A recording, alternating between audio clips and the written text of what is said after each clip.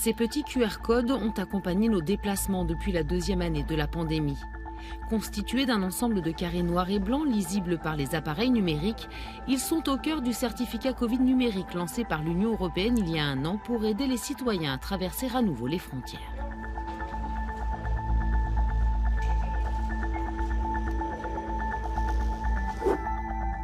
À l'échelle mondiale, plus de 1,8 milliard de certificats ont été délivrés à ce jour sous forme numérique ou papier.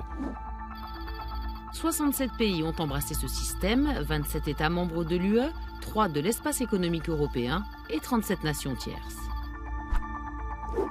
Lors de la phase de création du certificat numérique, l'Organisation mondiale de la santé notamment s'est associée à l'Europe et à des experts internationaux pour sélectionner les spécifications techniques nécessaires à l'enregistrement du statut vaccinal.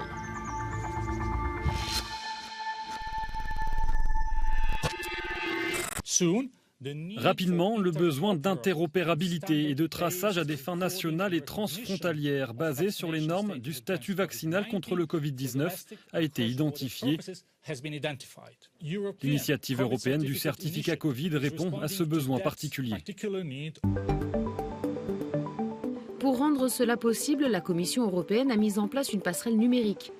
Elle relie les systèmes informatiques nationaux qui partagent des données, permettant ainsi la vérification des informations contenues dans les QR codes. Le certificat Covid est entré en vigueur le 1er juillet 2021 pour permettre la libre circulation au sein de l'UE pendant la pandémie. Le QR code contient des informations clés telles que le nom, la date de naissance, la date de délivrance et les certificats de test ou de vaccination. Les données personnelles restent sur le certificat et ne sont stockées nulle part ailleurs. La pandémie a définitivement montré que l'accès transfrontalier aux données de santé est essentiel pour une réponse aux urgences sanitaires. L'expérience réussie du certificat digital Covid, créé en seulement 3 mois, a été le résultat d'un effort conjoint et d'une approche pragmatique. Nous avons réussi à éviter trop de complexité. Il était difficile de faire tenir tout le nécessaire dans ce tout petit QR code et en même temps de garantir la sécurité du système et la possibilité de vérifier son contenu sans avoir à utiliser de services en ligne pour cela. Cela a été rendu possible grâce à une manière très intelligente de conditionner ces informations, de les encoder et de les signer numériquement. Et la politique de santé numérique de l'Union européenne se renforce encore. En mai dernier, la Commission européenne a lancé l'espace européen des données de santé. Cette initiative soutiendra les politiques nationales de santé, la recherche et la qualité des soins grâce à l'échange transfrontalier de données de santé.